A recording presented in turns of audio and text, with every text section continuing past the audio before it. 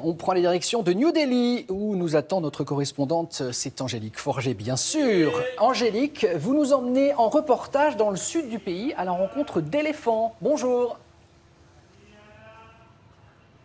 Bonjour Damien, et oui, et cela n'a pas été difficile d'en trouver. L'Inde, c'est le pays qui compte le plus grand nombre d'éléphants sauvages en Asie. Rendez-vous compte, il y en a ici près de 30 000. C'est un animal fascinant, majestueux, mais la cohabitation avec les hommes devient de plus en plus difficile. Pourquoi ? Eh bien parce qu'à cause de la déforestation et parce que les hommes étendent de plus en plus leur territoire, l'animal perd du terrain pour se nourrir. Il est obligé de se rapprocher des villes, des villages. Il est complètement désorienté. Il s'en prend aux habitations, aux cultures, aux voitures. Ça donne lieu à des affrontements avec les humains de plus en plus violents, parfois mortels.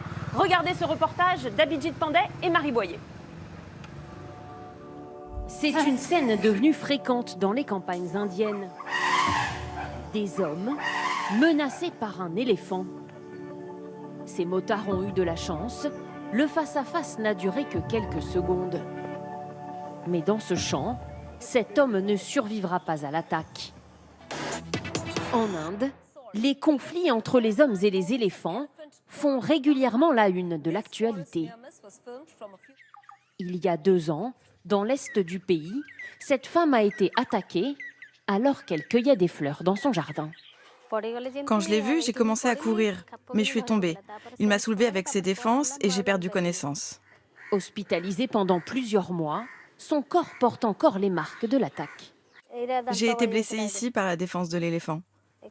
Ici aussi, et j'ai un trou dans le dos, car il m'a totalement transpercée. Si les éléphants croisent de plus en plus souvent la route des êtres humains, c'est parce que leur territoire est menacé. L'urbanisation détruit l'habitat naturel des pachydermes. Pour éviter les confrontations, les autorités organisent régulièrement des patrouilles. Avancez, avancez, la voie est libre. Elles ont pour mission de tenir à distance les hommes des éléphants.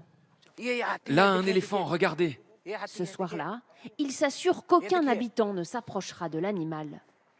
Les éléphants ont l'habitude de traverser ici pour aller boire de l'eau de l'autre côté.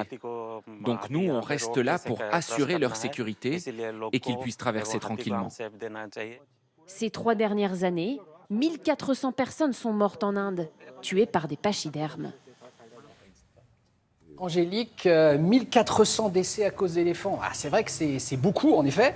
On suppose que cette difficile cohabitation fait aussi des victimes, mais cette fois-ci du côté des pachydermes.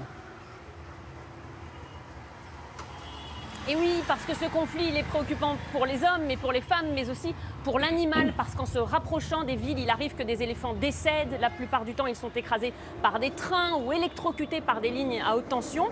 D'après le gouvernement indien, ces 3 dernières années, 300 éléphants sont morts ainsi de façon prématurée. Et ce problème devrait s'aggraver avec le temps parce que les couloirs de migration empruntés par les éléphants à travers tout le pays sont de plus en plus souvent traversés par des constructions ou par des réseaux routiers. Alors l'Inde est principalement touchée par ce problème parce que je vous l'ai dit, c'est le pays qui compte le plus grand nombre d'éléphants sauvages en Asie. Mais d'autres pays à travers le continent sont également concernés. Le Sri Lanka, la Thaïlande. De ce côté de la planète, c'est un vrai problème qui touche des centaines de milliers d'habitants.